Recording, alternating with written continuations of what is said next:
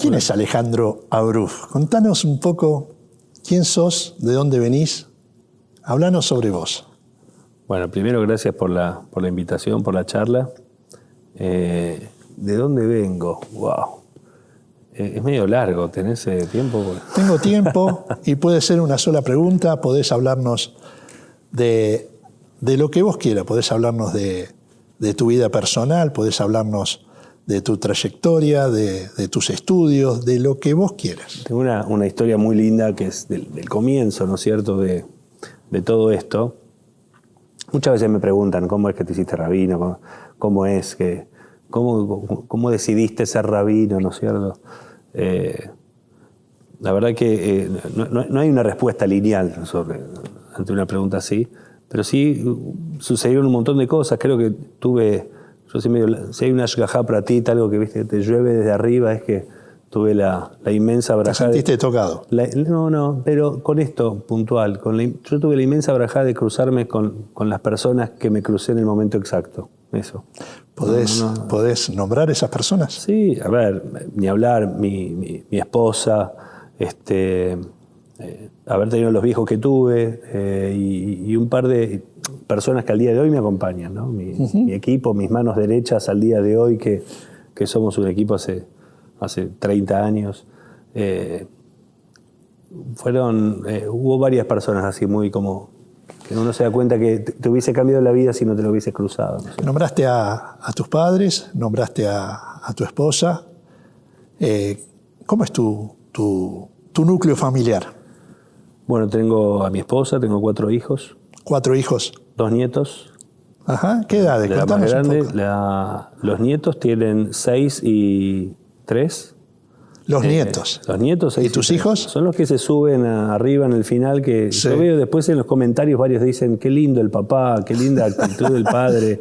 No, ya, es la siguiente, yo sé que me veo joven. No sé, pero con mi esposa estamos hace 30 años, más de 30 años, y ya tenemos la braja de tener dos Fueron nietitos. Papás jóvenes y fueron abuelos jóvenes, y también tus hijos fueron papás jóvenes. Sí.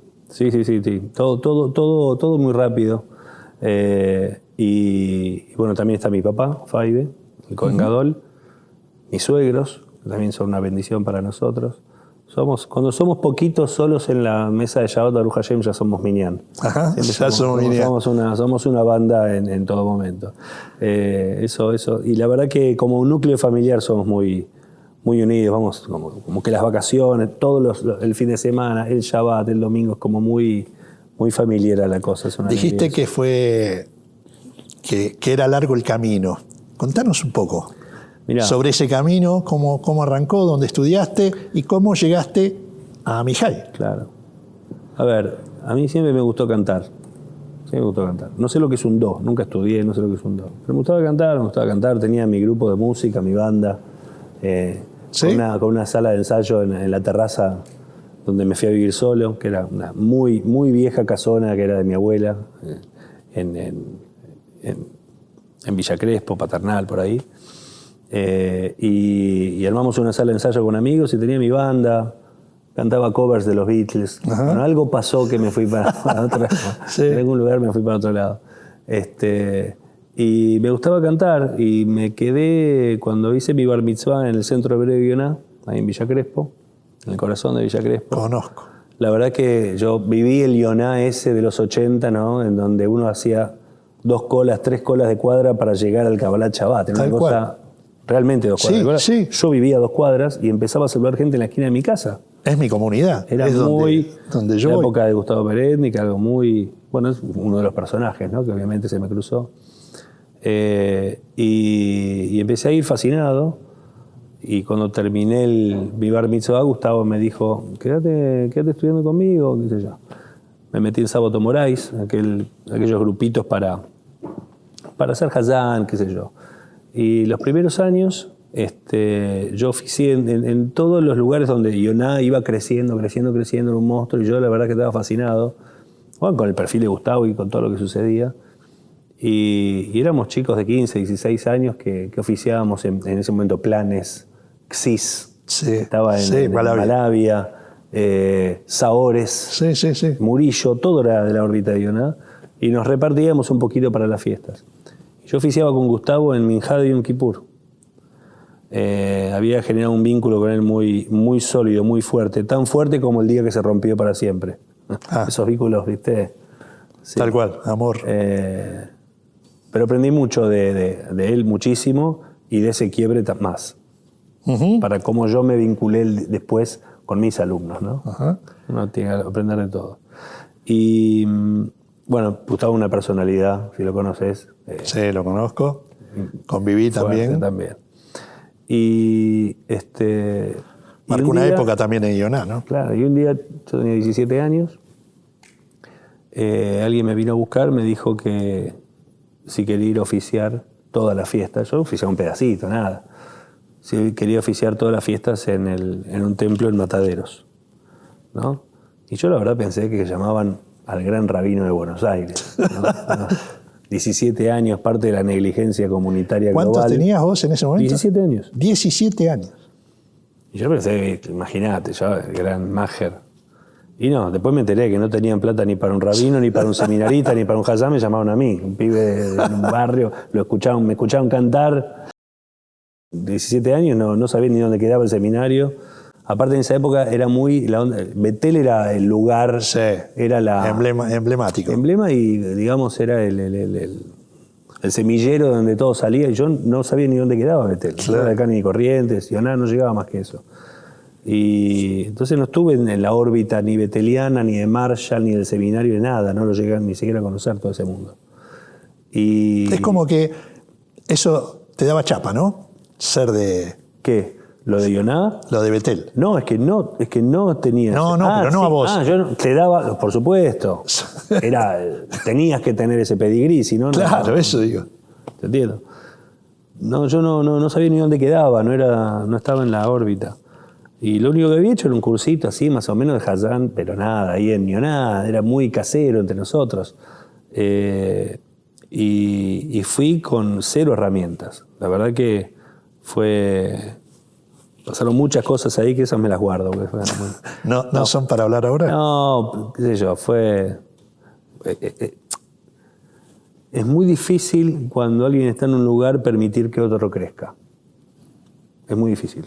Y hay que saber ponerse en los pies de esa persona que en ese momento no supo cómo manejarlo. Entonces, yo aprendí y empecé a ver yo cómo hago cuando veo que hay gente que crece.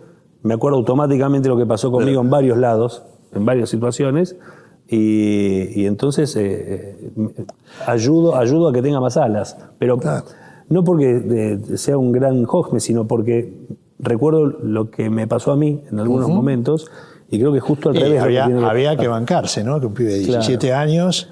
Y venía a pedir, y la verdad que Ioná solo quería poner carteles en otro lado, ¿no? Claro.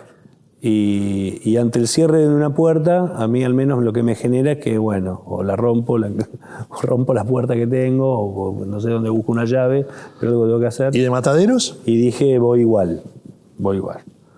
Y parte de la negligencia de todos, 17 años, tirar a un pibe ahí que vaya a hablar de Yom Kippur. Bueno, pero fui, finalmente conseguí a alguien que me ayudó a armar, a saber cómo oficiar toda la ceremonia. Sí. Mataderos era una comunidad que en ese momento estaba cerrada hacía 25 años, tenía una escuela que estaba cerrada hace 25 años, no tenía ni Kabbalat Shabbat, ni Shabbat nada, abría solamente para las fiestas, a tal punto que la segunda noche de Rosh Hashanah ni abrían. Era muy, o sea, muy triste ya. ¿Nada que ver con el Sholem de Mataderos? El Sholem de Mataderos era la escuela. Sí. En su momento funcionaba en el templo de lo que hoy es Tefilat Shalom. Pero eso se transformaba en Sisab. Sí. Pero la historia es que Sisab no existía. Claro.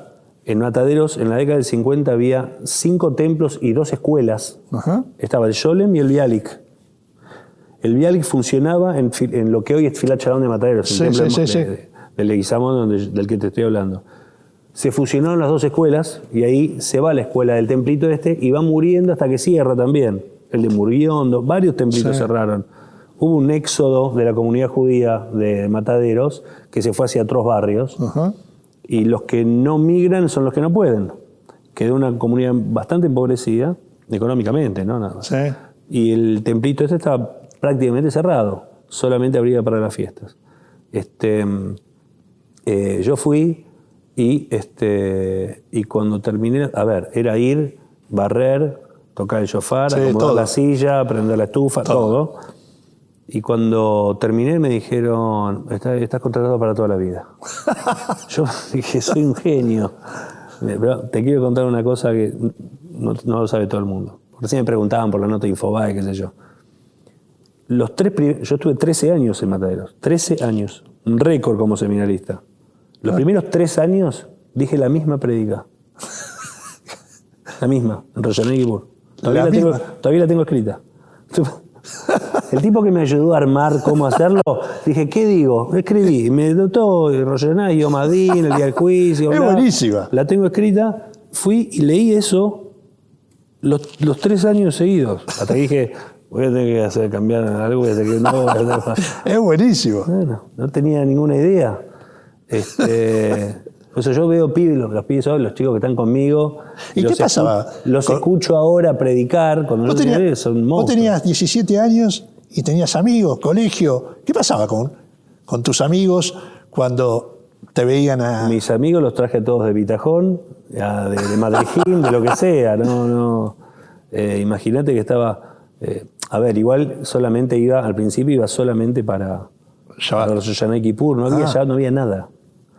Lo único que había, y esta es la parte linda de la historia, lo único que había en Mataderos, en ese templo, estoy hablando de lo que hoy es Tfilat Shalom de Mataderos, era un minyan de 10 viejitos que iban los sábados a la mañana. Lo único. Unos 3-4 años después de que yo iba solo para Rosh Hashanah, me tomaba el 55, yo vivía en Villa Crespo, el 55, hasta por directorio, hasta Mataderos. Fallece uno de los 10 viejitos, que era el que leía la Torá. Todos polacos, ¿no? Y uno de los viejos dice, el muchacho de pelo largo que viene para Rosh Hashanah, llamalo, pim, pum. Me llaman, voy y empiezo a ir ahí con los abuelos. Y ahí me enamoré. Era un minyan divino. Ahí me entero que los edificios, los abuelos lo que habían hecho era firmar con la AMIA que el día que ellos no tengan más el minyan, que los edificios queden para la AMIA, porque ya estaban empezando a ser tomados. Arriba vivía una persona, en el fondo vivía otra, el piso de arriba estaba completamente tomado con grafiti, había unos pibes que venían, estaba arrumbado y deteriorado completamente. Entonces yo empecé a ir con ellos, 5 de los 10 le pagaban a los otros 5 $2 pesos y un sándwich de Burj cuando terminaba el Shabbat. Mirá. Bueno, empecé a ir los sábados a la mañana, solo los sábados a la mañana. Ahí aprendí todo.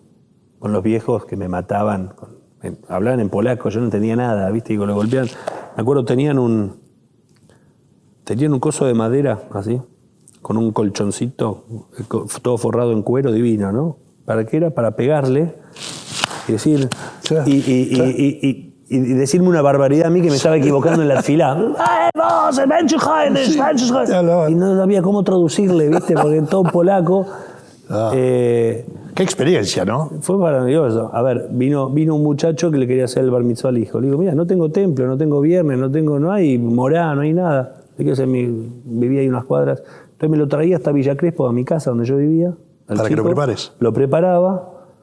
Y dije, vení los sábados, porque yo tengo solo sábado a la mañana. Entonces empezó a venir el hombre y el chico. Mirá. Y abrimos el templo para ese bar mitzvah como si fuese la primera vez, después de 25 años, ¿no? Claro. Al año siguiente hicieron 2 chicos, la misma historia, me los traían a mi casa.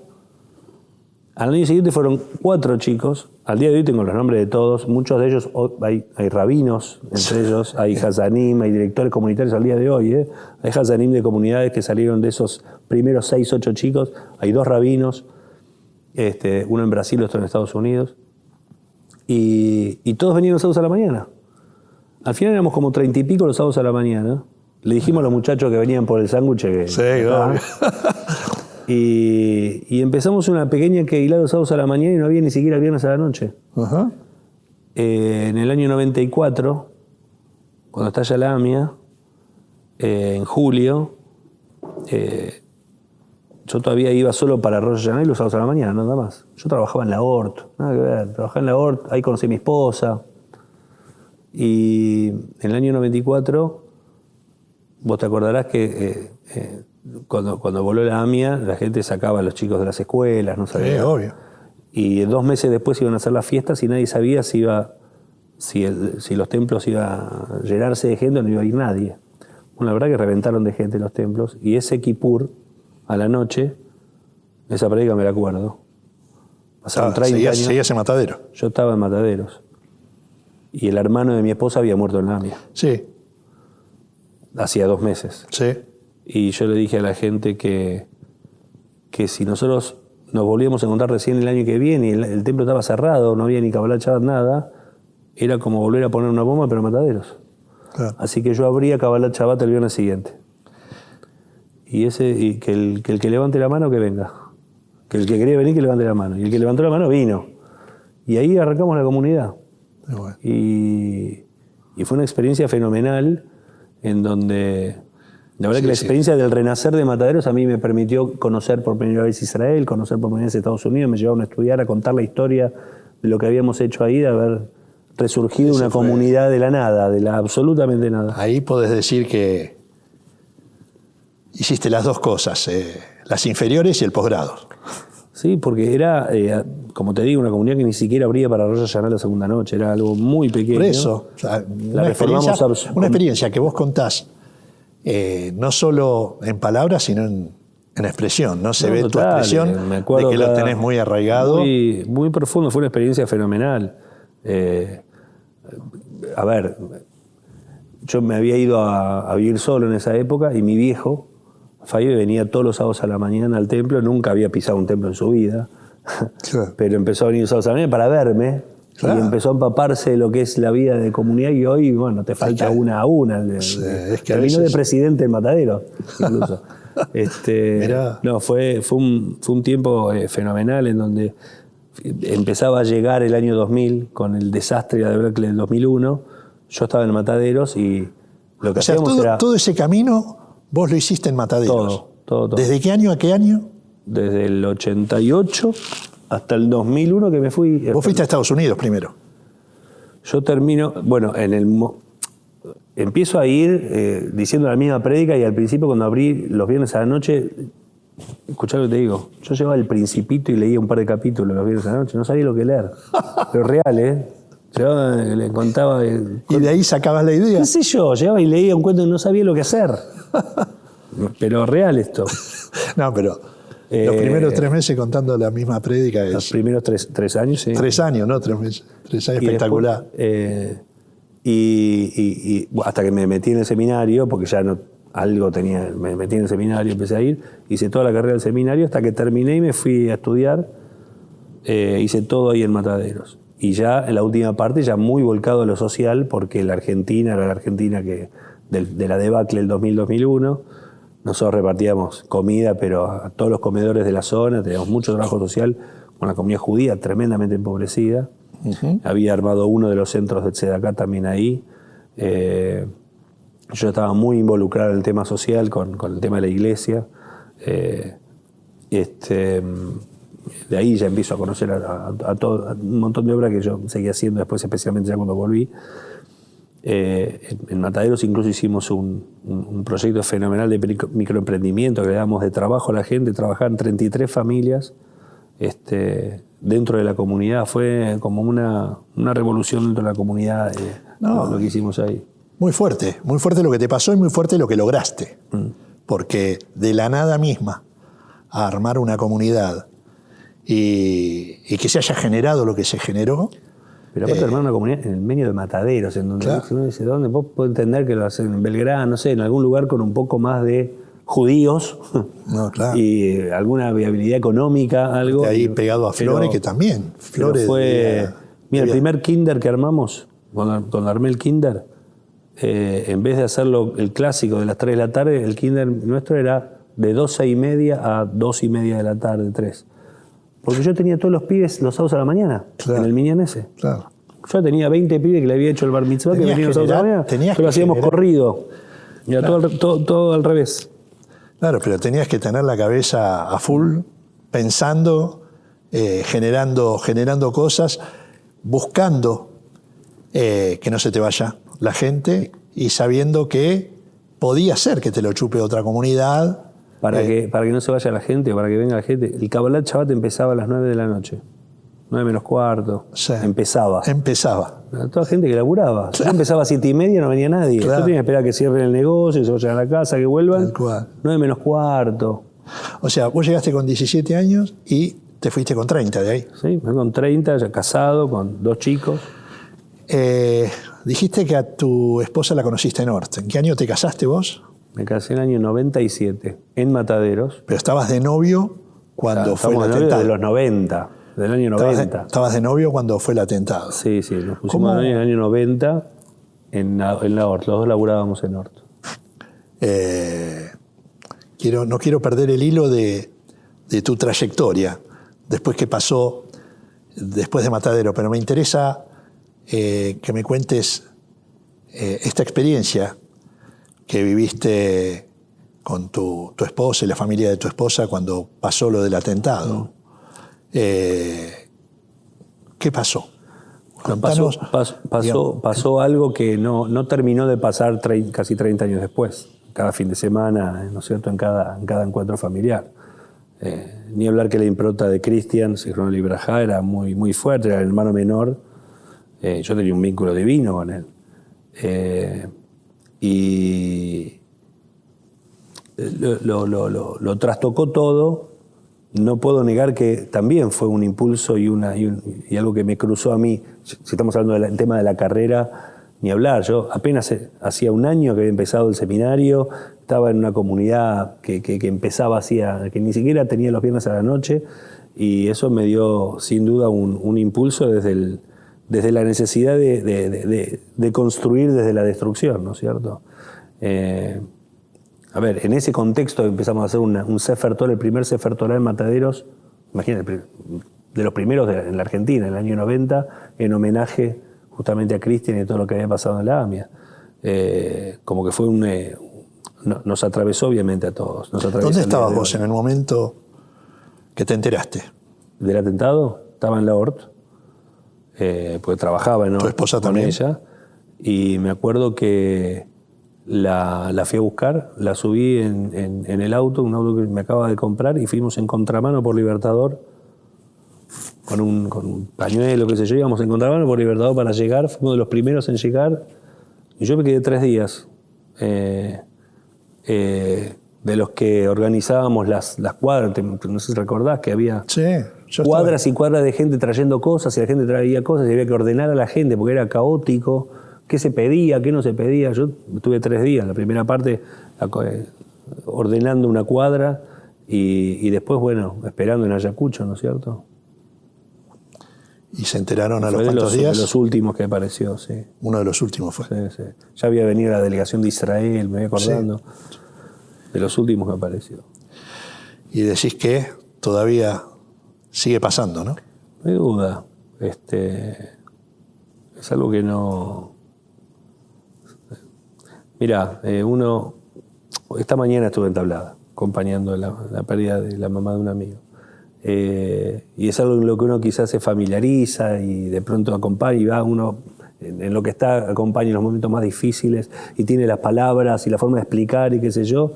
Y sin embargo, en casa fue inexplicable, fue imposible de decir, de calmar, de asesorar, de ayudar. Y mucho de lo que sucedió yo lo trabajé más hasta fuera de casa que en casa. Mis suegros siguieron yendo a Tablada cada domingo durante casi 20 años. Cada domingo, o sea, había vacaciones, se volvían ¿me entendés? O sea, lluvia, nieve, frío, venían calor, para ir a Tablada, enero, Rosh Hashanah, no importa. Todos los domingos, casi 20 años.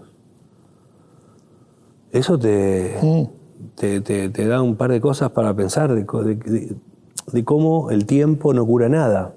Uno puede estar agarrado a la misma piedra para siempre y que el tiempo no pase. Absolutamente. ¿Cristian tenía 20 años? 21. Hay un acto de un 18 de julio que habló tu esposa. Fue muy famoso ese. Y me quedó una frase de ella que dijo, los muertos no envejecen. Me pareció en el momento muy fuerte y muy real. Sí. Bueno, Mari estuvo súper involucrada, obviamente, con el tema de familiares, lideró muchos discursos se escribieron en casa también. Sí. Me acuerdo de ese, el del asco fue muy famoso, me dan asco, ese fue un discurso muy famoso. Sí. Y obviamente, bueno, su nivel de involucramiento y su alma puesta ahí, que le llevó salud incluso en su momento, nos potenció a los dos también. Digamos, tú, no sé si tu mayor, pero una de tus virtudes más importantes es la palabra. ¿Y te quedaste sin palabras en algún momento frente a tu esposa o a la familia de tu esposa? Sí, lo que te digo, uno que se supone que está más en contacto con la pérdida o con acompañar a una familia en este momento, el famoso cuchillo de herrero, ¿no es cierto? Cuchillo de palo, ¿no? Casa de herrero, cuchillo de palo. Tal cual, o sea, es muy difícil poder, cuando realmente te atraviesa y te pasa, poder explicar, decir, ayudar, acompañar. O sea, lo que te digo, ¿no? ¿Cómo puede ser que yo podría haber hablado o si hablé no funcionó? Claro. Para que durante tantos años no poder abandonar la piedra, ¿no? Y conectarse distinto. Pero cada uno lo atraviesa de la manera que mejor le sale. Claro. No hay un libro, no hay un guión. No hay una guía que diga claro. Así es. Yendo a la parte, no hay parte fría acá, pero yendo a la parte más política, ¿cuál es tu pensamiento? ¿Por qué no se resuelve? Pensamiento real, ¿por qué? Digamos, ¿vos crees que... ¿Qué es lo que pensás al respecto? No, es muy fácil. Acá se trabajó para que no se resuelva. No es que no salió, no pudimos, pasó el tiempo, no es eso. Acá hubo un trabajo muy importante, muy de cirujano desde el minuto 1 para que no se sepa. Y contra eso, y si todo ese trabajo no es que está hecho por alguien, digamos, en las bambalinas, ¿no? Sino directamente por el poder real. Cuando es el poder real que trabaja para que no pase, no pasa. Claro. Hoy pasaron 30 años. Quien quiera puede tener las mejores intenciones.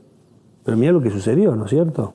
Recién estuvo uno de los acusados con las famosas alertas rojas, que si se caen, que si se suben, que Nisman, qué sé yo, estuvo paseando por Latinoamérica. Después se fue a Rusia. Hizo el mismo periplo que el presidente recién. Y no, acá no pasó nada. Vos estuviste cerca también de la caída de las torres. Algo que se resolvió en menos de 6 meses. Claro.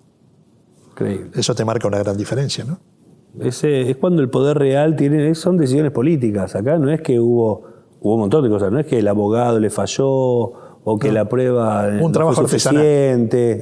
Acá hubo un trabajo para que el resultado sea este. O sea, decir que no funcionó o que no se pudo no es real. Sí se pudo. O sea, la intención era esa y funcionó. Bueno, retomemos. Después de Mataderos, viajaste. Te voy a contar una cosita chiquita más de Mataderos primero. Dale. Yo me casé en Mataderos. Fue el primer casamiento en 50 años que hubo en el barrio. ¿El casamiento fue en Mataderos? ¿Y quién te casó?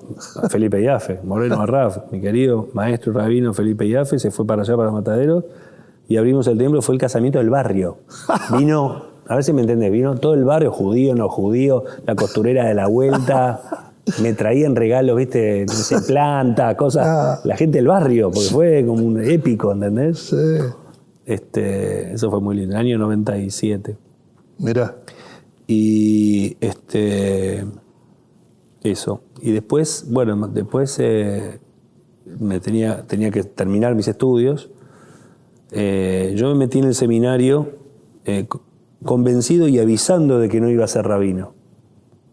Toda esa mi actitud mía soberbia me costó mucho tiempo, me costó muchas cosas el seminario. Pues yo entré diciendo esto no es para mí, no me interesa, no voy a hacer, no me gusta, no voy a comer kasher, todo dije. Me costó muchos años levantarla. Pero bueno, era chico. Y autoconvencerte de que... Pero yo tenía en mi cabeza algo muy claro, y es que, por un lado, cuando uno va estudiando, se da cuenta y ve y descubre que hubo rabinos tan altos, son personalidades con un nivel intelectual, ¿no? De pensamiento, de escritura, tipos que escribieron libros, pero que vos no entendés, cuando no existía la virome siquiera, ¿no? Monstruos, realmente, una cabeza, o también rabinos con una impronta revolucionaria fenomenal, que cambiaron paradigmas, o rabinos que en la década del 30 levantaron a toda su comunidad en medio de Europa y se subieron a un barco y se fueron a Sudamérica. Cosas, ¿viste? Yo no voy a hacer, porque acá no es como en el cristianismo que hay, ¿viste? No. Nivel. Acá, rabinos, rabino raso, todos somos rabinos. Entonces no llegás, no puedo ser. Y para el otro lado, uno iba conociendo cada rabino que decía, yo esto no quiero ser. Yo con esto no tengo nada que ver. Ajá. Entonces tenía la excusa perfecta. Yo rabino no voy a ser. Hasta que descubrí un pasaje del Talmud Yerushalmi, que es muy lindo, que siempre lo traigo cada vez que me cuento esta historia, y es que el Talmud dice que la Torá son dos caminos, un camino de fuego y un camino de hielo. Si agarras el camino de fuego, te quemás, y si agarras el camino de hielo, te quemás. Y ahí termina la historia. No sé cómo puede ser. ¿La Torá es eso? ¿Y? Bueno, inevitablemente hay que buscar una salida. Bueno, siempre que hay dos caminos hay uno tercero que uno no ve, que se arma solo en el medio, que no tiene cartel, que no es el camino de nadie, que no tiene título, que está... Elige tu propia aventura. Yo tenía que ser ni este rabino ni el otro, tenía que ser lo que salga, lo que vaya haciendo en ese camino, ¿no? Y ahí es donde decido si seguir la carrera, que la tenés que terminar... Hacer tu propio camino. Claro, que la tenés que terminar en Israel. En ese momento estalla la Intifada, entonces yo como que extiendo un poco el tiempo, yo ya tenía 2 chicos, extiendo un poco el tiempo, me invento un viaje a Estados Unidos por 6 meses para estudiar en Estados Unidos. Entonces me voy allá, me fui a Nueva York y me estudié todo un cuatrimestre en el JTS, en el Jewish Theological Seminar, en donde fue muy interesante porque no lograba encontrar ni un lugar donde parar. Año 2000-2001, el desastre económico. Yo llego a Estados Unidos en enero. ¿Vos te fuiste solo? Me fui con Marín y los 2 chicos, y las 2 nenas fueron los más 4. grandes. Sí. Nos fuimos los 4, enero, nevaba. El día que subió Bush, era año 2001. Enero 2001. 20 de enero, ahí sube Bush, ese día llegué. Y a los 9 meses fueron... No, llegué en Michigan, con una beba, no tenía ni dónde parar esa noche. Todo de película fue. Y me encontré en el subte con uno de los chicos que le había hecho a Don Mataderos el bautizar de los primeros, cargando. De los que te dije, el segundo, que ya era Rabino Lubavitch. ¿Él sabía que vos ibas? Se había hecho Rabino Lubavitch en Nueva York. No lo veía hacía años. Habíamos quedado muy amigos y era de los que primero estuvo conmigo y se remetió y oficiaba conmigo muchos años, mucho tiempo, y se fue para el mundo Lubavitch. Y se hizo Rabino Lubavitch. Y me lo encontré en el subte. Digo, todo con la rulo por acá. Digo, no tengo que parar, estoy con los chicos, aparte una fortuna, no tenían lo que hacer, un desastre. Y terminé en 770, a 3 cuadras de 770, sí. la capital del mundo de Chabad Lubavitch, que fui súper bienvenido y me conseguí un lugar ahí donde paramos durante esos 6 meses. Entonces a la mañana estudiaba en 770, en el mundo más profundamente mesiánico, sí. Porque el mundo Lubavitch allá es profundamente mesiánico, ni hablar hace 20 años, tremendamente mesiánico, y a la tarde me iba al JTS a estudiarlos académicamente. Es más, el final de mi tesis se llama Mashiach Now, es una de mis tesis. Y fue una experiencia fenomenal, ¿no es cierto?, donde vivía y donde estudiaba. Después vuelvo a Argentina, y cuando vuelvo estalla en Las Torres. Yo vuelvo en agosto, en septiembre estalla en Las Torres. Y era inviable que yo me vaya con Marina. Mira lo que voy a decir. Yo le tenía que explicar a mis suegros que me iba con su otra hija al medio de la intifada. Claro. No tenía el coraje para decirle que me voy porque tengo que estudiar después de lo que haya pasado. Así que me fui solo. Y dejé Mirá. a Mari con los chicos acá. Y claro, a Marina le preguntaron si yo era corresponsal de guerra. Porque acababa de volver de donde habían destruido las torres Pues, y me iba para Medio Oriente, al medio de la intifada. Igual, lo más tremendo fue que yo digo, me voy, tengo que terminar la carrera, me voy, y todo el mundo decía, estás loco, la intifada, y la guerra, y te van a matar, y allá, es una locura, sos un irresponsable, tenés una mujer, hijos, ¿cómo? Me voy. Viajo allá en octubre de 2001. En diciembre estalla la Argentina, diciembre de 2001. Sí. Yo estaba allá y veíamos por CNN que se comían las vacas Los saqueos y demás. Entonces allá que me decían, irresponsable, loco, dejaste a tu familia allá, sos un irresponsable. O sea, no había Estaba historia. Donde iba era un irresponsable. Era quilombo, sí. Donde el mundo estaba completamente estallado. Que fue otra experiencia fenomenal. Estuve un año en Israel estudiando con mis amigos, viviendo con mi querido amigo y colega, el rabino Polakov. Con Marcelo Polakov. Con Marce. Estudiamos juntos toda la carrera y allá fuimos roommates en Jerusalén durante un año. Una amistad que al día de hoy, después de más de 30 años, tengo que decir, si me voy un poquito más antes en la historia, en la época de Yonah, el rabino Polakov, que era director de juventud del templo de Murillo, Ajá. me echó de Murillo, a mí. ¿Él te echó a vos? Sí, todavía no nos conocíamos. Estoy hablando yo tenía 16 años. Bien echado. Bien echado. ¿Qué hiciste? Era un desastre. Bien echado estuvo. Y después nos reencontramos y ahora hoy somos mejores amigos después de muchísimos años. Bueno, pero estuvimos un año allá y finalmente terminé la semija. Volviste y empezó el camino. Volví y me encuentro con otro enorme personaje de mi carrera, que es el rabino Sergio Berman. Me vino a buscar a Israel Sergio, que quería que trabaje con él. Hablé allá y estaba la posibilidad de todo el proyecto súper innovador que tenía, pero que todavía no estaba. No existía la Judaica. No existía la Fundación Judaica todavía. No existía la fundación. O sea, la escuela tenía apenas un par de años, ni siquiera tenía un 7º grado la escuela, recién nacía. La Fundación Judaica era solo un sello para la donación de la escuela, pero no existía como tal. No existía NSI Emanuel, estaban empezando la fusión. Y era un desafío. A mí me habían propuesto ir a Río de Janeiro, cosa que fui a ver, fui una semana a Río, me acuerdo. Y la mayoría de mis colegas, ¿no? También estaban viendo dónde, muchos se estaban yendo. Argentina no era una opción. Y yo me acuerdo que estaba en Río,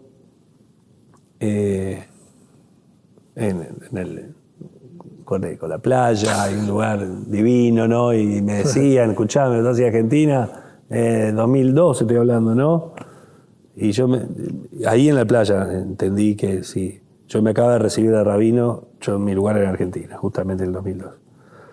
Y volví y en NSI Emanuel, que fue un proyecto lindísimo para empezar, la verdad que cuando llegué en NSI, en la calle Arcos, había más gente en la calle para ir al comedor que en el Kabbalat Shabbat. O sea, Era la post-crisis. yo venía de un Mataderos que lo levantamos del -10 y esto en el 2001... Eso fue. NSI y Emanuel se juntan no por amor, sino porque los dos quebraban.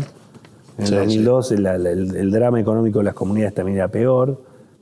Bueno, fue un desafío fenomenal que funcionó, digamos. La verdad que se transformó en una comunidad hermosa, gigante. Sí, bueno. Y fuiste artífice de ese crecimiento.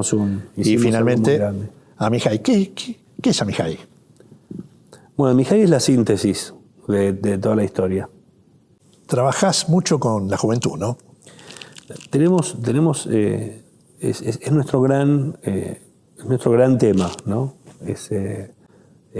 Nos la pasamos rompiéndonos la cabeza, ideando y teniendo conversaciones y trayendo profesionales porque nos ayuden a pensar las diferentes estrategias que tenemos que encarar con con los jóvenes, ¿no? Que son otros jóvenes que tienen hoy otras necesidades, otras búsquedas, otros espacios para compartir, ¿no es cierto? Cuando yo iba a Ioná, en aquella época, los sábados a la tarde, tenías ir a Ioná o quedarte en tu casa. Claro. No había otra opción, no había mucho más. Tal hoy cual. Un joven tiene un mundo de oportunidades en el teléfono, adentro del teléfono, adentro de su computadora, Sí, señor. en la cantidad enorme de lugares comunitarios también ya con verde y con countries y con... Las opciones son fenomenales y en muchos casos los proyectos juveniles se quedaron en el mismo formato Tenuatí de la década del 70, Ajá. de sábados a la tarde con campamento a fin de año. O sea, como experiencia fenomenal, es divina, pero algo pasa que hace 50 años que pasa lo mismo y el mundo no es más el mismo. Entonces, bueno, a partir de esto empezamos a abrir un montón de espacios diferentes. Hoy está funcionando lo que se llama BBYO acá en Amijay, es uno de los chapters que están aquí en Argentina, en Hebraica y acá en Amijay, en Capital. Ajá. Y en un año y medio que está, la verdad que tiene la misma o más cantidad de pibes que lo que tiene el kinder, ¿no? Tradicional. Esto habla de otras necesidades y otras búsquedas. Los atravesó la pandemia, tuvieron que ser muy creativos, pero fue un éxito. Sí, y bueno, dentro de la juventud, y ahora te digo lo que me decís, también tenemos el proyecto AMJ Lab, que es para pibes de más 20, que también está todo el tiempo con innovaciones del tipo de encuentro. Con la pandemia, bueno, ahora hay que rearmarse, Sí. pero el tipo de encuentro, el tema de los medios, el tema de la tecnología, de las redes, ¿no? Muy metidos en ese tema. Y me preguntás de la pandemia, y yo lo estuve conversando en varios espacios comunitarios, y es que Amijay tuvo varias fundaciones. Tuvo su fundación original, ¿no es cierto?, con esas 20 familias, 10, 20 familias que empezaron en el sótano, en el subsuelo, en la casita de José Hernández, en el subsuelo del seminario rabínico. Después otro momento fundacional con el edificio, ¿no? Después hubo otro con la llegada, ¿no es cierto?, de este van a ir casi 10 años, ¿no es cierto?, con el cambio que tuvimos cuando vine con mi equipo acá a hacer construir lo que te decían, un poco la síntesis de la historia. Y tuvo otro momento fundacional cuando empieza la pandemia, porque tuvimos que construir una comunidad virtual. Tuvimos que crearla, generarla, y sucedió. La verdad que era y sigue siendo impactante, ¿no? Todo lo que pasó, porque, a ver, el core de lo que nosotros hacemos es juntar gente. Nosotros nos dedicamos a juntar gente. Sí. De a 10, de 50, de a 500, de a 2000, para lo que quieras, para rezar, para estudiar, para Vida los judía. abuelos, para un pesas, para los abuelos, para los chicos, para los jóvenes, para lo que sea. Nosotros juntamos gente. Sí. Y el concepto era no se puede juntar gente. O sea, el core de lo que es el sentido comunitario estaba desarmado.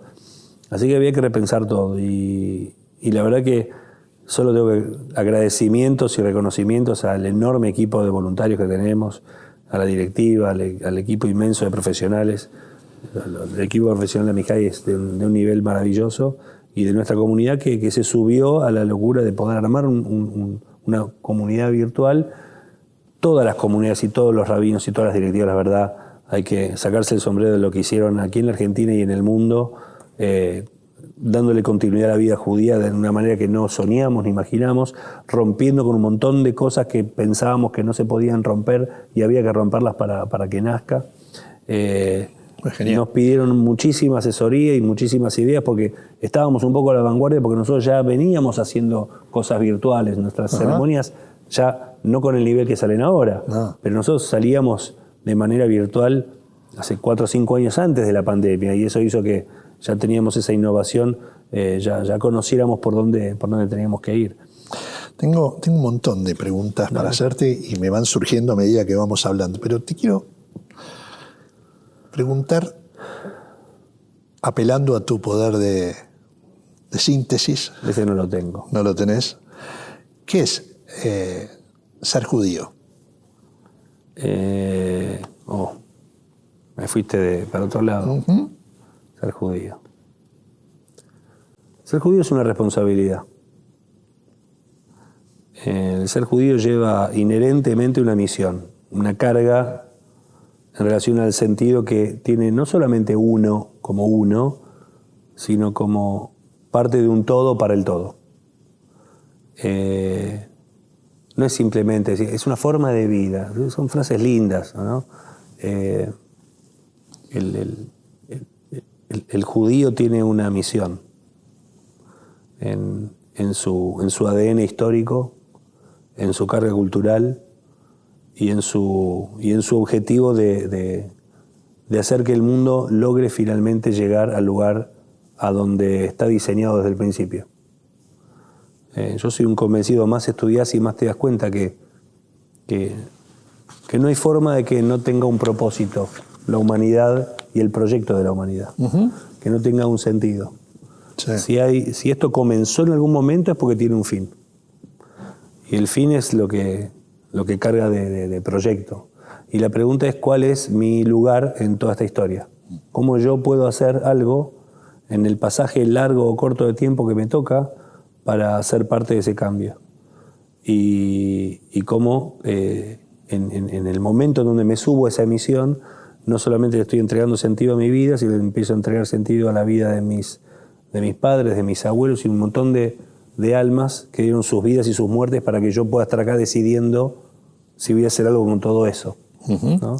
Y en esa decisión cargo ya de sentido a lo que viene y es un laburo fenomenal y cada vez más difícil hacer que lo que viene también lleve la cuota del sentido que yo entiendo que tiene el mundo. ¿Vos sentís que hay que transmitir ese legado?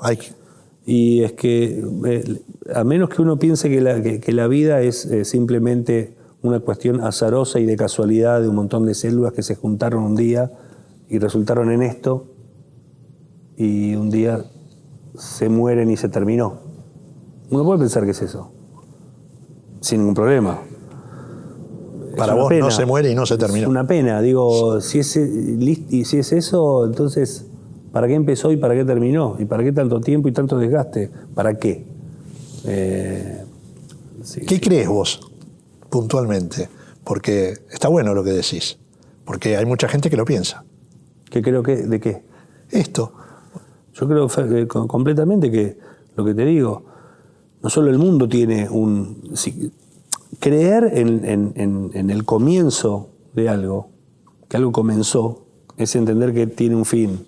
Y la palabra fin lleva la carga del propósito, de un para qué, ¿no? Y si uno está dentro de esa historia, uno puede estar fuera de esa historia. Puede estar fuera de esa historia. Pensar que nada tiene un propósito. Si uno está dentro, uno empieza a buscar cuál es el sentido de uno en ese para qué. Yo estoy convencido que ese propósito está saliendo. Al Kadosh Baruj Hu le está saliendo. Está tardando mucho, uno puede decir. Bueno, mucho, poco. En el tiempo de él, qué sé yo cuánto es mucho o poco. Pero no tengo duda de que la humanidad solamente ha crecido. Solamente ha mejorado, en el sentido que quieras, en el tema que quieras debatir, solamente somos mejores cada vez. ¿El mundo es un desastre? Sí. Es infinitamente mejor a cualquier otra etapa que haya vivido. En todos los sentidos, tecnológicos, científicos, educativos, en valores, en derechos. ¿Y la comunidad judía argentina es mejor que hace 20 años, 30 o 40? Es lo único que no. Nada, no mentira. Hablo en términos generales y globales de una humanidad, ¿no? La comunidad judía en la Argentina ahora voy a volver al judaísmo, ha tenido muchos momentos diferentes. Uno siempre dice que todo tiempo pasado fue mejor. Y la comunidad judía argentina ha tenido momentos de apogeo.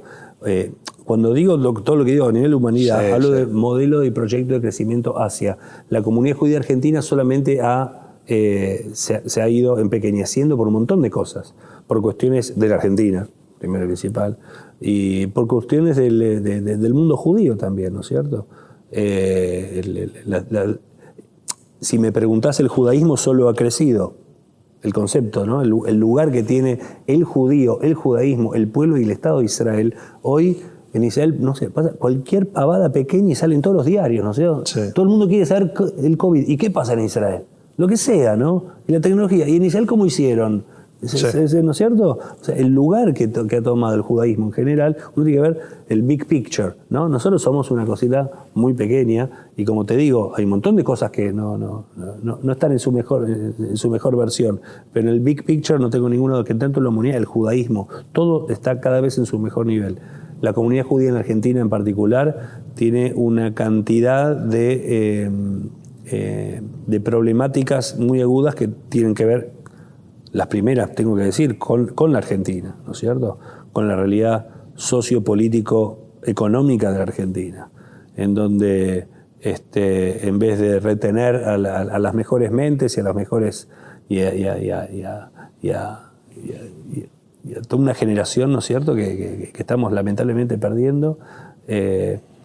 Yo cada vez que visito el interior y voy a alguna comunidad y uno ve las comunidades del interior, ¿no es cierto?, desde la nostalgia, desde que uno ve cómo van desapareciendo muchas de ellas, de pronto cuando uno ve como te digo, el big picture, uno va viendo cómo la comunidad argentina en general va decreciendo de una manera que no tiene nada que ver en términos numéricos de lo que era, ¿no? Vos me desafiaste y yo te contesté pero quiero volver al judaísmo y a las distintas visiones del judaísmo. ¿Podés explicar, para mucha gente que no sabe, cuáles son esas diferencias del ortodoxo, del liberal, del reformista, del conservador? Sí, primero decir que son diferencias muy modernas. O sea que las diferentes corrientes, tanto ideológicas como políticas, como organizacionales judías, ninguna tiene más de 200 años. Ninguna. Ningún ismo judío tiene más de 200 años. Ni el sionismo, ni el conservadorismo, ni el reformismo, ni el ortodoxismo, ni el hasidismo, la que quieras. Todas tienen 250, todos muy modernos. Organizaciones, JCC, centros comunitarios, countries, colegios doble, sí, ¿cómo se llama? Doble turno, el que quiera, no existía. Beit Knesset sí. Como el que conocemos, qué sé yo, pero lo único quizá, la única célula que quedó histórica, la organización de la comunidad judía en sus partidos políticos, ¿cuál querés? El Likud, no sé, el que quiera, el laborismo, todo moderno. El judaísmo ha mutado de manera dramática y hermosa a lo largo de los siglos. El judaísmo tiene un gen dentro, sí, que es el que le ha permitido durar todos estos milenios y es su capacidad de adaptación a cada generación. Y en relación a lo que decís, el judaísmo es diverso y multicolor desde su origen. Después fueron cambiando, como te dije, los diferentes nombres de pensamiento y diferentes movimientos religiosos, sociales, etc. Pero desde origen somos distintos. Somos diversos. El pueblo de Israel nace con el primer Israel, que es Jacob, el patriarca de Jacob. Jacob tiene 12 hijos, no tiene uno, tiene 12. Se llama 12 tribus. Mira qué nombre, ¿no? Tribus. Una tribu es distinta a otra tribu. Pero está gráfico en la Torá. Cada tribu tenía su estandarte, su color, su ejército, su bandera, algunos hasta su propio idioma. Cuando llegan a Israel, duran media hora y son dos reinos de Israel. El reino del norte, media hora dura la unidad.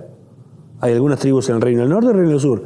Cada uno con su capital, cada uno con su rey, guerras entre ellos. Estoy hablando de toda la vida, ¿no es cierto? Después vienen las invasiones y se destruye el reino. Babilonia e Israel. Hay un Talmud en Babilonia y un Talmud en Jerusalén. 2 Talmud. Y cada uno tiene otra halajá, obvio. Uno tiene halajá. Y discuten. ¿Y cuál vale? Y según, depende, elige de tu propia aventura. Y vos lees el Talmud y cada rabino dice otra cosa. Uno dice que hay que hacer A y el otro dice que hay que hacer Z. Y ninguno tiene razón. ¿Qué hacía la gente en aquella época? ¿Cuál era el ortodoxo y cuál era el liberal? Es muy claro ver. Siempre hay uno que es más ortodoxo y siempre hay uno que es más liberal. Siempre. ¿Y qué hacía la gente? ¿Por qué están las dos visiones en el mismo libro? Iba el rabino que más le gustaba. ¿Qué iba a hacer? El judaísmo era muy diverso. Después se fueron de Babilonia y Israel, se fueron a Europa, Ashkenazim y Sefaradim.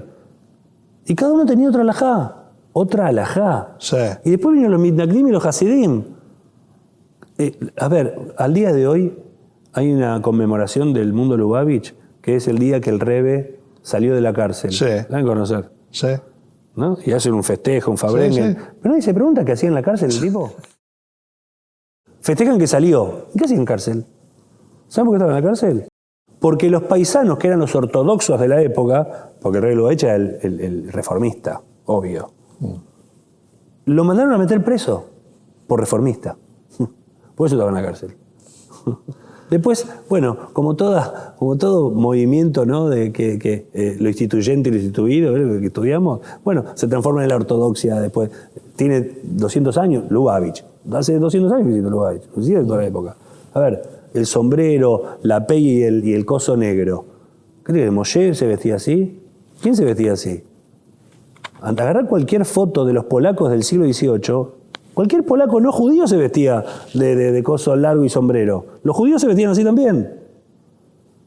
Lo raro es que los sefaradim se vistan así. Eso es asimilación total. Así se vestían los polacos. Pero cada uno tenía su alajá. Después nace el Shulchan Aruch del siglo XV. ¿Qué es el Shulchan Aruch? El Shulchan Aruch es la unión del alajá sefaradí, con Yosef Caro, el de Moldes, y la Ashkenazí, con Isserles, que era el gran Rab Ashkenazí. Los dos hacen un mismo libro. Es bárbaro ese libro, porque por ejemplo dice así, el sefaradí dice así, en Pesaj se puede comer arroz. Y abajo está el otro y dice, pero nosotros no comemos arroz. Es genial. Y todo así el libro, que sí, que no, que no. ¿Y qué hace un judío? Y elige el renglón que más le gusta. Llegamos a esta época y tenemos lo mismo. Reformistas, conservadores, ortodoxos. Uno dice 3, adentro es una bolsa de gato. Porque adentro de la ortodoxia hay 1000 ortodoxias. Adentro del mundo mazortí hay rabinos conservadores de Estados Unidos que vienen a este templo y dicen, ustedes son cualquier cosa más conservadores. ¿Qué sé yo? Viene alguien y te pregunta... Termino con esto. Sí. ¿Sabes lo que el único problema que tenemos en esta época, a diferencia de las otras? Es que no hay un libro en donde estemos todos juntos. Ajá. En otras épocas fueron mucho más sabios y lograron que todos se mataban, igual que ahora, pero estaban todos en el mismo libro. En la Torá tenés miles de versiones, en el Talmud, en el Shulchan Aruch. Elige tu propia aventura. Lo ideal sería que nuestros amigos de Agüero, los de Moldes, los de Lavalle, los de Arribeños, y escribamos un mismo libro. Eso sería un avance hacia atrás. Venía la pregunta, ¿qué te diferencia a vos de la ortodoxia? Me diferencia muchísimas cosas y celebro todas las cosas que tenemos en común. ¿Qué hay más? No sé, no sabría en porcentaje. En la diferencia es muchísimas cosas en relación a la visión del mundo, al lugar, también la ortodoxia, es muy amplia la ortodoxia, ¿no? Pero el lugar que tiene el no judío, el lugar que tiene la mujer, el lugar que tiene el judío que no es ortodoxo, la falta de amplitud en relación a la necesidad de integrarnos más, hay muchas cosas que irían hasta en contra del ideal judío, ¿no es cierto? De mirar al que no observa o al que no piensa o al que no es, o que no entiende de esta manera la religión, como lo que a veces es el lugar en el que se pone. El drama que tenemos al día de hoy en la política comunitaria tiene que ver con la falta de apertura mental o emocional para reconocer que, esto que te decía antes, ¿no? que el judaísmo es mucho más amplio que una sola forma de entenderlo. Creo que ese es el punto más importante, ¿no? Y después eso se desparrama a la forma de ver a la mujer, la forma de ver al mundo de los judíos, a la forma de ver a la jaula mitzvah. Son cosas que vienen después. Creo que lo más importante es esto, ¿no? La falta de capacidad de ver un mundo más integrado por diferentes formas de pensar y de vivir. Sin embargo, como te dije, cuando yo me recibí de rabino, en el seminario rabínico,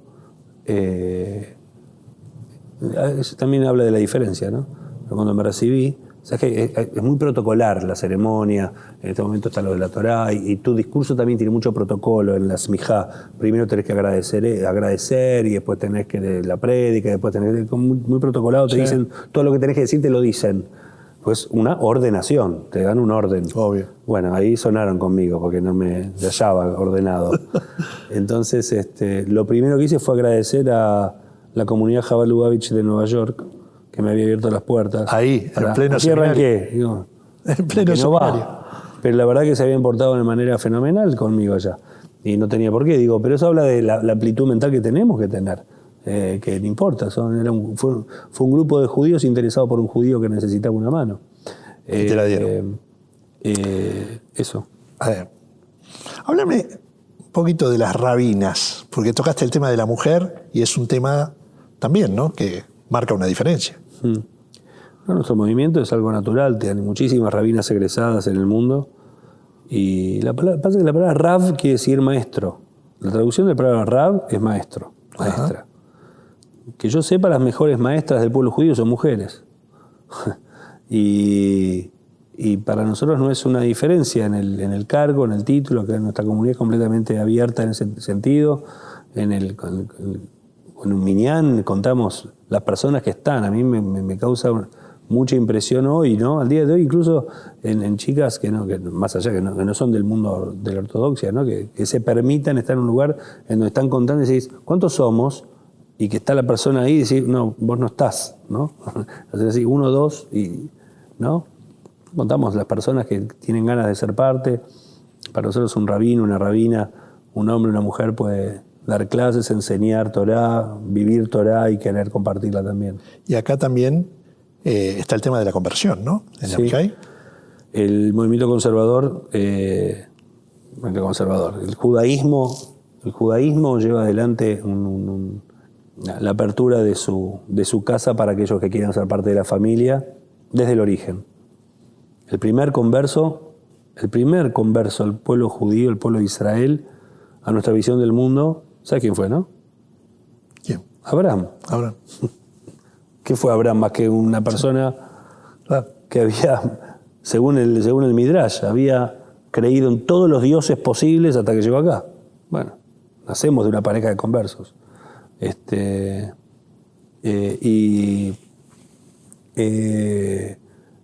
El judaísmo no es una raza, no es una etnia. Uh-huh. Eso es lo que los nazis quisieron demostrar. Sí. Pero hay judíos blancos, morochos, rubios, pelirrojos, de todos los colores. No es una raza ni una etnia. El judaísmo es una familia.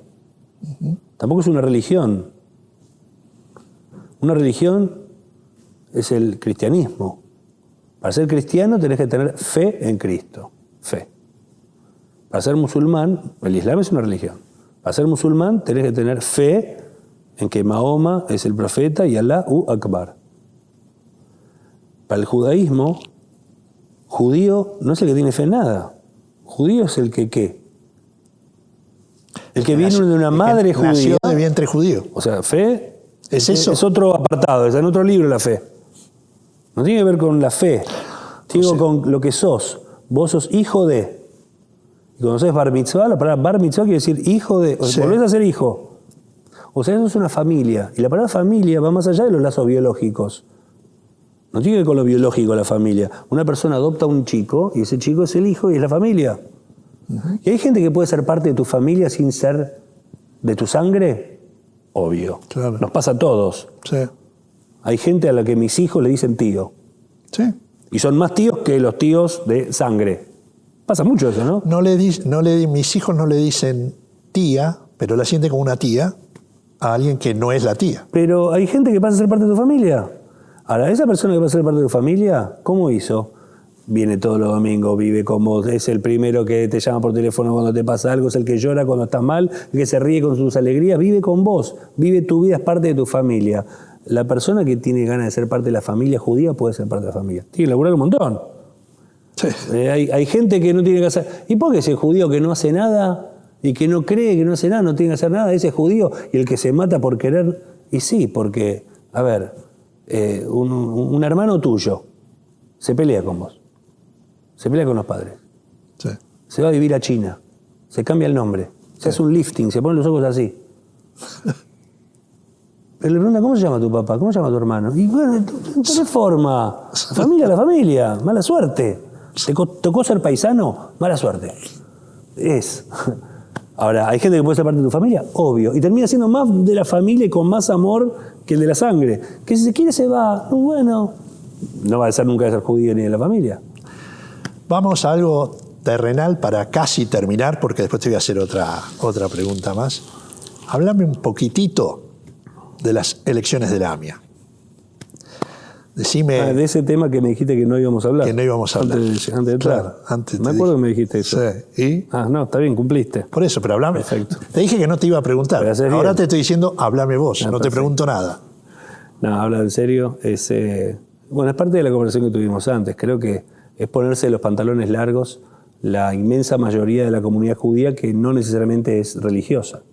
Claramente. El mundo religioso ortodoxo solamente ocupa el 10% de la población aquí, en la Argentina, entre el 10 y el 15% de la población judía mundial aquí en Israel no es más del 10-15%, que es importantísimo, que nutre un montón de espacios que no los nutren otros, que ocupan un lugar indispensable para un montón de cosas, para la continuidad de un montón de tradiciones e ideas que son partes del tesoro cultural y religioso y espiritual de nuestro pueblo, pero que en términos de representatividad, el problema que tienen es que generalmente terminan representando solamente ese 15% y no la totalidad. Uh-huh. En un montón de sentidos, ¿no? Vuelvo, en el lugar de la mujer. Hay mujeres rabinas de nuestras movimientos que fueron echadas de la AMIA porque iban a dar una charla y era título de rabina. En términos con el mundo no judío, ¿no? En términos de representatividad hacia afuera de la comunidad, en el ámbito nacional, ¿no? En el ámbito de gobierno, la realidad es que el judío medio no se ve representado por un perfil mera y únicamente religioso. Es por eso que creo que el mundo libre pensante, liberal y no solamente ortodoxo, merece, al ser mayoría, al tener la mayoría de las instituciones y la mayoría de las familias y de la población, ponerse los pantalones largos, ordenarse de una vez, dejar a un costado viejos egos e internas y finalmente poder liderar la AMIA. Por eso me parece importantísimo que todos aquellos que están en posibilidad de votar, socios históricos, porque hoy incluso tenemos registro de que hay cerca de 30.000 personas que son socias de AMIA, que quizás no están al día, pero hoy con 500 pesos nada más, 510 pesos, te pones al día y podés votar el mismo día de la elección. Y creo que es un acto democrático de demostrar qué tipo de comunidad somos, ¿no? Cómo nos queremos representar, regalarle y donarle 1 hora de un domingo a la comunidad. 1 hora. Así que esperamos que todos nos acompañen. Nosotros estamos llevando adelante la propuesta de la lista de una AMIA con un querido amigo, compañero Mario, tuyo en Judaica. Y amigo en los tiempos de Judaica, Mario Rochín, como candidato a presidente, y un montón de nosotros, todo el movimiento de Masordí, y un montón de, ¿no es cierto?, de comunidades y organizaciones, Plural High, etcétera, detrás de él para finalmente, como decía, ¿no?, poner los pantalones largos y también incorporar e incluir, obviamente, al mundo ortodoxo a la discusión del juego y a la mesa de la AMIA, pero no como una única representación. La pandemia nos trajo, o les trajo a mucha familia mucho dolor, pero hay una persona que vos conocés y conocemos que causó un dolor especial, que es el Baruch Plavnik. ¿Qué representó para vos la muerte de Baruch Plavnik? Bueno, fue un dolor tremendo lo de Baruch. Yo todavía era presidente de la Asamblea, terminé de ser presidente hace un par de meses, y obviamente pedimos que la Asamblea, nuestra última convención, esté dedicada a su memoria en un momento especial en donde hicimos un homenaje más que especial a la figura y al recorrido de Baruch. Además, ¿no? en los términos, él había puesto un clásico de él, ¿no? Había puesto a Pardes como una sede de vacunación. Sí, él claro. mismo todavía no se había vacunado y estaba ayudando a otros que se vacunen. Clásico, digamos, partió en el fiel estilo de Baruch, ¿no? En su revolución interna, pero siempre trabajando para ver cómo podía ayudar y ayudar primero al otro. Un personaje disruptivo, continuo. Yo tenía enormes encontronazos con él, pero apasionantes desde el lugar de la impronta y el personaje que era. Sin lugar a dudas, una pérdida fenomenal para el movimiento, para la comunidad judía toda y para nuestra ciudad, sin duda. Dos últimas, ¿aceptás? La anteúltima. ¿Qué es la asamblea? La Asamblea Rabínica Latinoamericana es la representación de todos los rabinos egresados del movimiento conservador. Uh-huh. Es un apéndice, digamos, es una rama de la Asamblea Rabínica Mundial, que nuclea a cerca de 1.800 rabinos masortí en el mundo. La mayoría de ellos en Estados Unidos. La Asamblea Rabínica está, la americana obviamente, y está la rama de la Asamblea Rabínica de Latinoamérica, hay otra en Israel y otra en Europa. Y cada uno tiene su presidente y su board. Sí. Y todos conformamos el board de la Asamblea Mundial de Rabinos. Presidente. Y yo estuve como presidente hasta hace un par de meses durante los últimos 4 años. Aquel chico de 17 años que empezó en Matadero. Sí. Te voy a hacer pensar, pero rápido. Si tuvieras que elegir 3 personas de todos los tiempos, que hayas conocido, que no hayas conocido, que te gustaría invitarlos, sentarte acá y charlar con ellos, ¿quiénes serían? Que estén o que no estén. Que estén o no estén. Cualquiera de lado. Puede ser que hayan fallecido hace 20, 30 o 50 años o vivan hoy. Que me gustaría tener una charla con ellos. ¿Una charla? Con ellos, yo sí. puedo tener una charla. Sí. Ok. Una con mi Gobe. Un personaje genial. Tu Gobe. Sí. ¿Cómo se llamaba? Rosa Reisl. Viví un tiempo con ella incluso en esa casa, en esa casona que te digo que hice, en la salita de ensayo era de ella. Sí. Yo de muy chiquito. Ella murió justo antes de mi bar mitzvah. Uh-huh. Pero tengo un recuerdo muy, muy grande de ella. Como personalidad, Shimon Pérez, que lo conocí, así a la distancia, ¿no? No llegaste a hablar con él. No llegué a hablar con él. Tuve una reunión con él, 1 o 2 con él. Sí. Como personalidad, me parece fascinante. Y el tercero, sin duda, es con mi primo José, Zichrono Libraja, que fue un hermano para mí. Nos criamos juntos desde muy chicos. Uh-huh. Él perdió a sus padres de muy chiquitito, entonces mi mamá como que lo adoptó. Uh-huh. Entonces fue mi hermano mayor prácticamente. Sí. Y él siempre se hacía el canchero. Falleció hace 3 años. 3 años. Y a donde iba decía que todo lo que yo sabía me lo había enseñado él. Todo. Lo más interesante es que él no terminó la primaria, siquiera. Y lo peor de todo es que es verdad. Me enseñó todo. Pero las 2 cosas, no terminó primaria y te enseñó todo. No tengo duda. Bueno, Alejandro, un placer. Muchas gracias. Gracias a vos. Y un día muy bueno para todos. Gracias.